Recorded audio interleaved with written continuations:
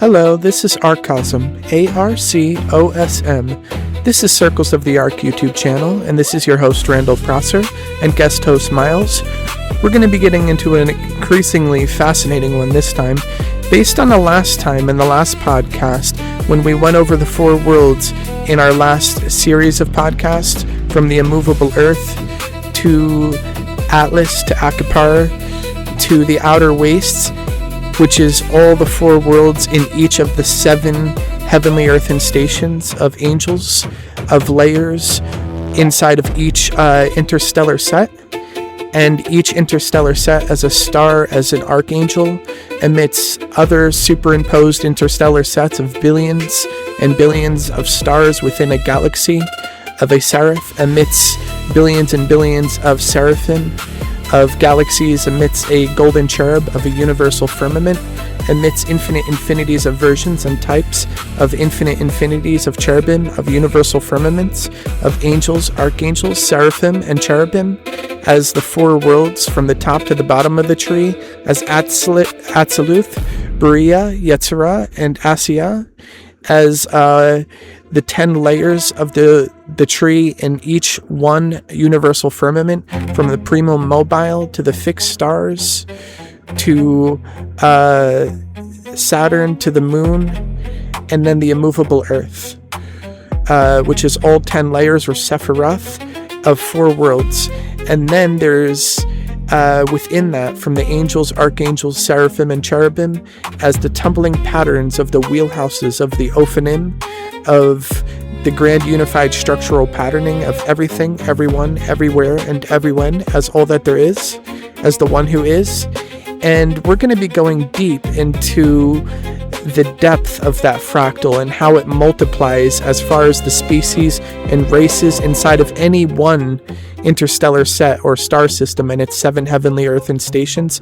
And we're going to be going into how that multiplies beyond astronomical numbers. So hi Miles, how are you doing? Doing great, Randall. It's a trip just thinking about those scales, ready to dive in whenever you are.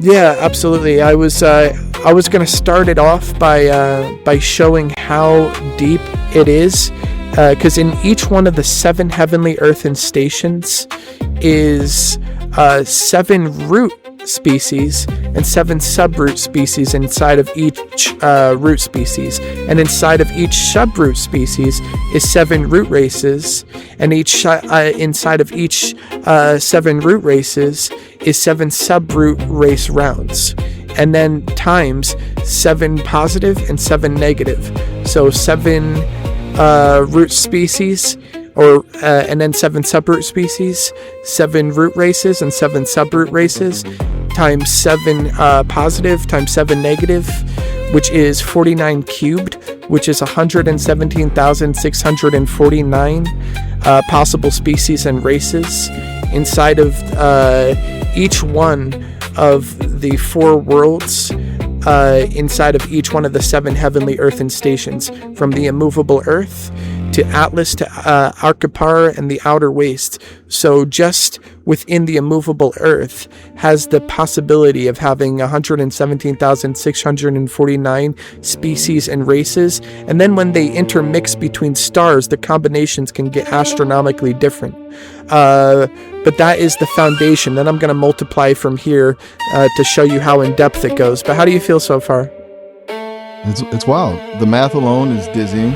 It's like looking into a mirror, reflecting a mirror forever. Yeah, definitely, absolutely. So exactly. Then, just within the 117,649 talismanic Enochian letters, or angelic letters, there is, inside of the dialect of the 117,649 letters of light, or computations and permutations of light dimensions, just within each immovable Earth. So when I'm going into the immovable Earth, and then I'm going to times the 117,649 in the 7 planets itself, or heavenly earth and stations. So that would be 117,649 times 117,649 times 117,649 times 117,649 times 117,649 times 117,649 times 117,649, which equals 311,000 quintillion 973 quintillion 480,000 quintillion. Wait, so the language itself is just as fractal as the species? Yeah. Like it's like the code for the world, and the people in it are written in the same geometry. Absolutely. Yeah, and now there's that many combinations and permutations just within the 7 heavenly earth and stations of 142 digit number. But now if I want to go a little bit deeper and to see how the combinations of that multiply with itself in different variations, then I would take that last number I just shared and times it in each one of the 4 worlds. So it would be that number times that number times that number times that number, and that would equal such an astronomical number of a 994 digit number. It would be in the range of a trillion, which depending on the naming and convention used, this number is so large in mathematics, they don't even have scientific notions for it. But then if I take that number in each of the 4 worlds, but I times it within each of the 7 worlds. So I times that number by that number by that number by that number by that number by that number by that number, and then you're going to get such a vast number that let me see, it's beyond conceiving how to pronounce that, but it would be in the range of 6.844 times 10 to the 993rd power. That's a number so huge it basically breaks the calculator. It's like the architecture of reality is just an endless series of nested loops. Where does it even go from here? Well, I was going to go a little bit deeper. I was just going to times that number because that's all the combinations and permutations of the 7 heavenly earth and stations inside of angels within the archangel of an interstellar set. So 1 star. Now that's all the permutations of the genome of the species and races and mythical and magical creatures and elementals and ancestral beings and star seeds and species and all different inconceivable beings and combinations inside of just 1 star. Now, the Milky Way alone has roughly about 100 billion to 400 billion stars. So if I times that number times 400 billion, it would be 2.73750393167957 times 10 to the power of 1005. There's no standard English name for a number this large. Man, we're officially off the map now. It's like we're talking about the blueprints for every possible version of existence. I can't even wrap my head around what that looks like on the ground. Like, what does that actually mean for a single soul navigating all that? Well, I was going to go a little bit deeper, and then I'll get into what you were just asking. Let's go a little bit deeper. There is times 2 trillion galaxies in the observable universe estimated. So that would be a number of 5.4750104786 times 3, 5914 times 10 to the power of 1017. It breaks all the code because in the observable universe there is 10. This number is 10 to the 1017, but in the observable universe there is 10 to the to 80, or to the 80th power is the number of atoms in the universe. So it breaks the code of the amount of atoms in the universe. That means it's actually spilling in like a fountain and drain from all the infinite infinities of versions and types of infinite infinities of cherubim and universal firmaments, and it's taking a limited version of that and making combinations and permutations within the galaxies inside of one golden cherub as the galaxies, and it's confining and limiting and expanding the combinations and permutations within the galaxies of seraphim within an individual seraph or a galaxy, and then within an individual galaxy it's confining and expanding different permutations amidst the number of billions of stars within each galaxy and into one individual star or interstellar set or archangel, and then the layers of the archangels of 7 heavenly earthen stations or angels, and the combinations of permutations of the variations of endless parallels of the immovable earth inside of each star out of the unparalleled whole of all that there is. And it's taking a limited amount of that and it's filling it, and as it's filling it, it's emptying, and as it's emptying, it's refilling endlessly. But it's by confining and expanding and then limiting through the vessels and light, it's limiting that number from beyond the number of atoms in the galaxy, from the quantum field into the permutations of the genomes of species and races, into a limited form from below the atoms and the numbers of atoms in the universe, and it limits it to an equivalence amount that keeps emptying and refilling as it toruses from different combinations. So it's always shifting. It has endless energy to keep shifting.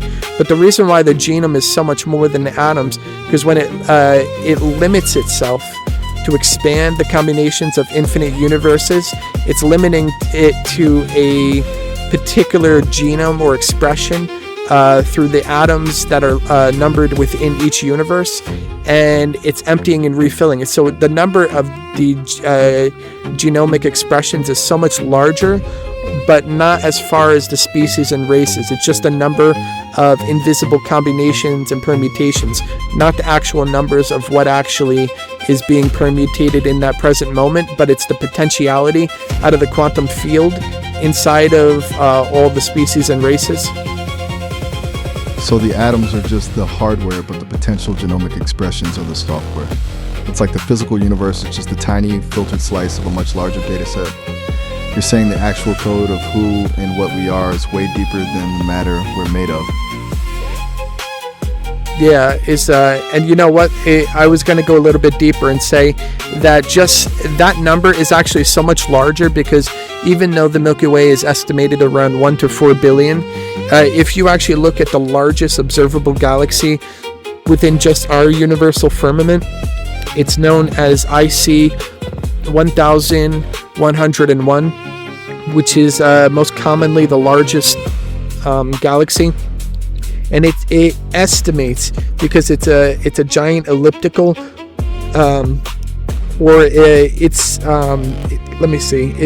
it's estimated about 100 trillion to 400 trillion stars. So rather than 100 to 400 billion galaxies, this contains about 100 to 400 trillion stars just in this one galaxy alone. And then the next one down is NGC 4889 is an elliptical comet cluster, and it has tens of trillions of stars. But then you got the Milky Way with 100 to 400 billion stars. So the numbers aren't totally exact. The numbers are actually even way larger than that, but it's inconceivably off the map and off the charts to even express. It's like the Milky Way is just a small town compared to those giant ellipticals. When the scale is that massive, it makes you wonder if the boundaries we think we have are just an illusion. Does that mean every single one of those trillions of stars has its own version of that fractal genome you're talking about? Yeah, absolutely. And each one of the stars at its foundation has 7 heavenly earthen stations, so it's the same across the board, like a hall of mirrors, except when the hall of mirrors of one star, because they're all superimposed, can intershift and interphase with other stars, there could be different expressions of the numbers of heavenly earthen stations, the numbers of stars and planets and suns and moons amidst each of the planets and each of the stars. But in essence, each one of the stars of the 7 heavenly earthen stations, when you strip it bare behind the scenes in the quantum field, has 7 heavenly earthen stations, or 7 seals, or of the Sabbath out of the unbounded ocean, of the Sabbath of Sabbaths, or the secret of secrets, or the essence of essences, of everything, everyone, everywhere, and every when, as all that there is, all in all, through and through, from out of the makeup of the all of the one who is.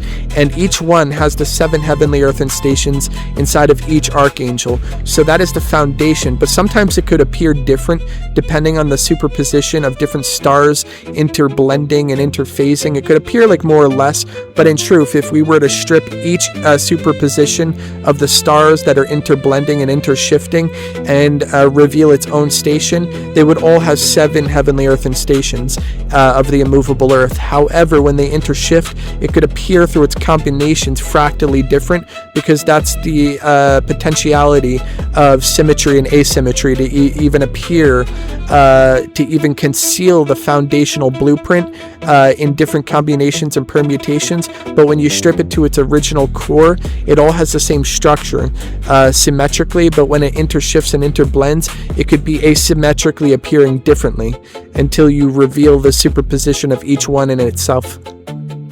So it's a massive overlapping network. It's like the whole cosmos is just this giant breathing organism where the patterns repeat, but they're always shifting.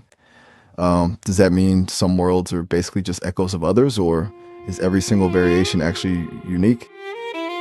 It's actually both. Interblending and variations of each other, and each one unique, and each one unique blending with each other. It's completely endless and inconceivable.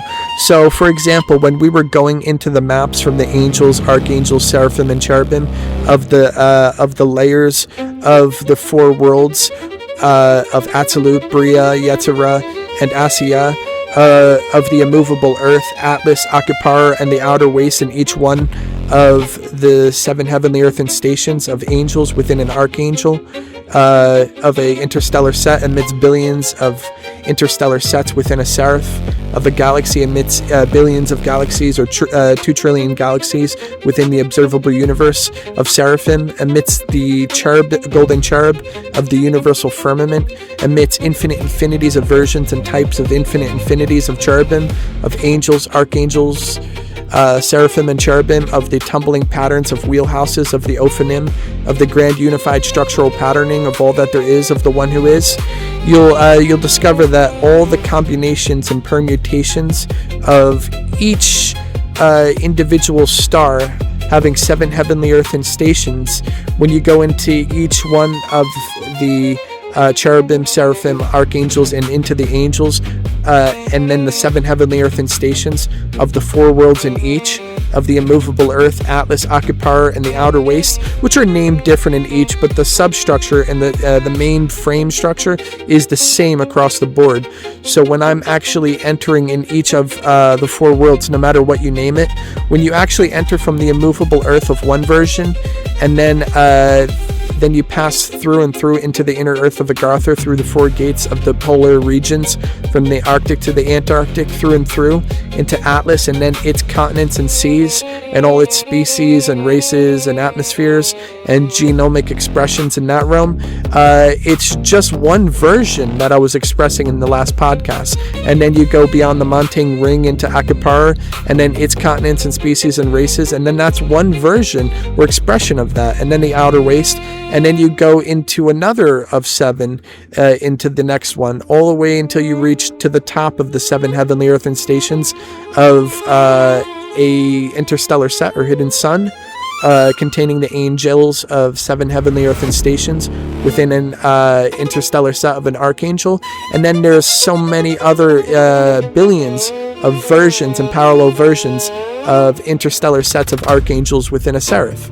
And then within the seraphim of galaxies, within a golden cherub, of the cherubim of infinite infinities of versions and types of infinite infinities of angels, archangels, seraphim, and cherubim, of the grand unified structural patternings of the Ophanim, and the tumbling patterns of everything, everyone, everywhere, and every when, as all that there is. as the one who is. And then you realize that all the different expressions are endless parallel versions of Earth, no matter of the immovable Earth, no matter what you want to call it optically. And there's all different, where they're all having their own unique combinations, and they're all interblended, and having their own combinations of interblended multiplications mirroring within itself as it empties to refill endlessly, and then it limits to expand and have a particular set of genomic expressions inside of each one of the stars of the 7 heavenly earthen stations, and then the 4 worlds from the outer waste to Akapar to Atlas to the immovable Earth, mediated between waking and dreaming, between Atlas that is hinged between Akapar and the Azoth, and then matter of the immovable Earth as the Aether, between dream and waking of the dreaming alien-like wonderlands and the waking worlds that are superimposed between the outer wastes. And then you realize that the combinations and permutations of the 4 within the 7 heavenly earthen stations of an interstellar set, they have endless parallels.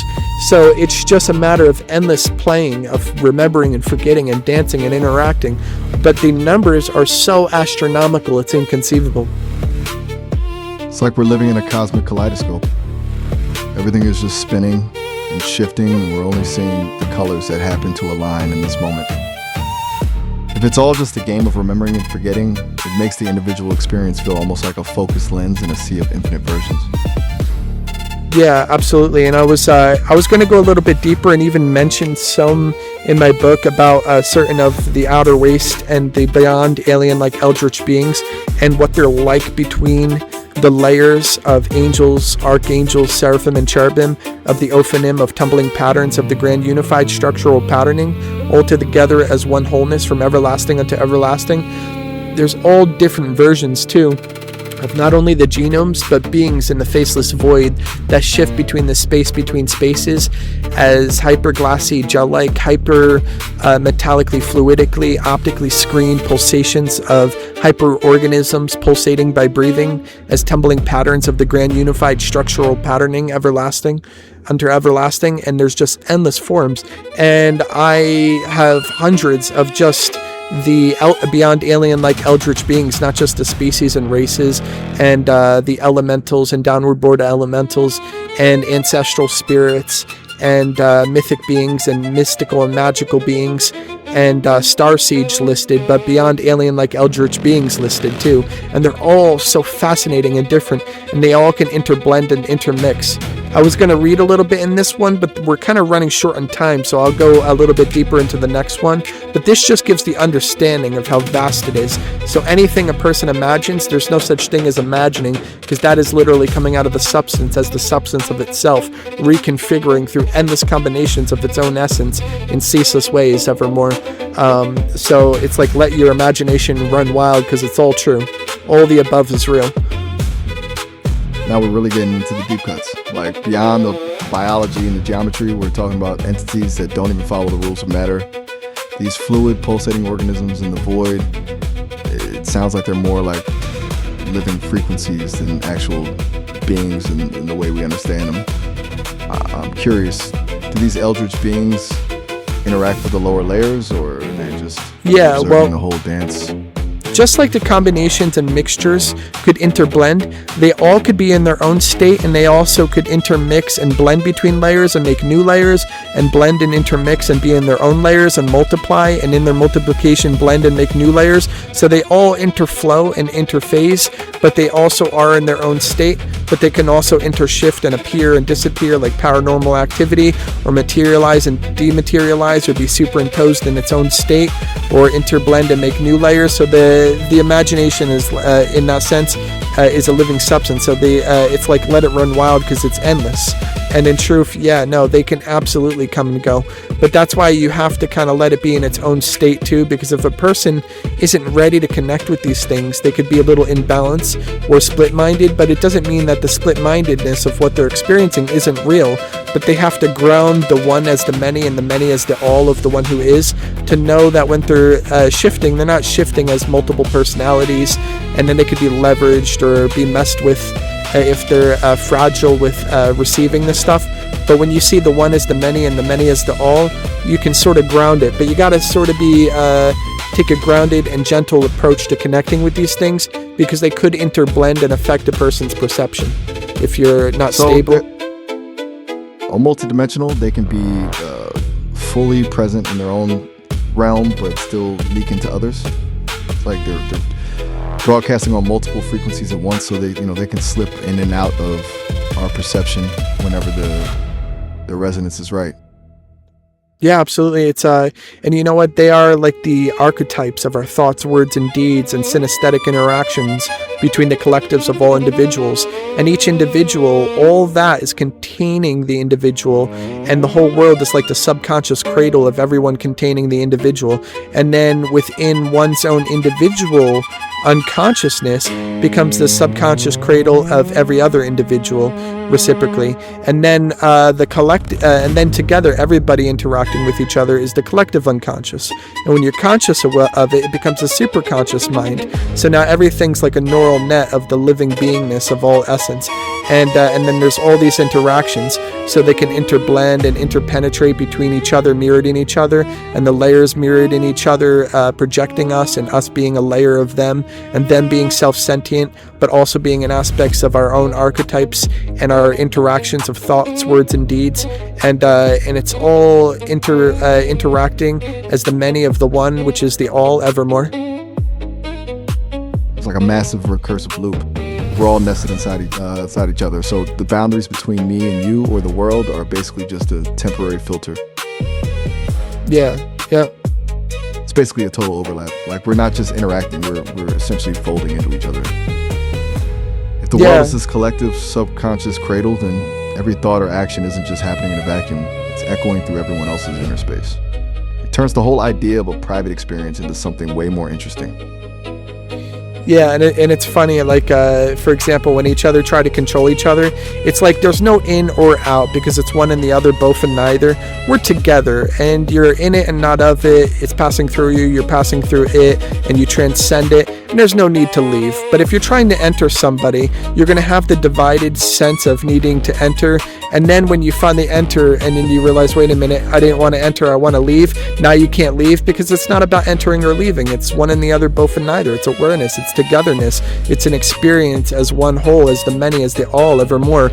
But the people sometimes get into that divided complex when they're leveraging each other, because they are not realizing that it's all one. That's a wild way to look at it. It's like the whole idea of control is just a glitch in the software. There's no real door. You can't really lock someone out or trap yourself in. You're just there. Yeah. Oh, and by the way, we're running on the end of the podcast, so I'm gonna pick this up in the next one.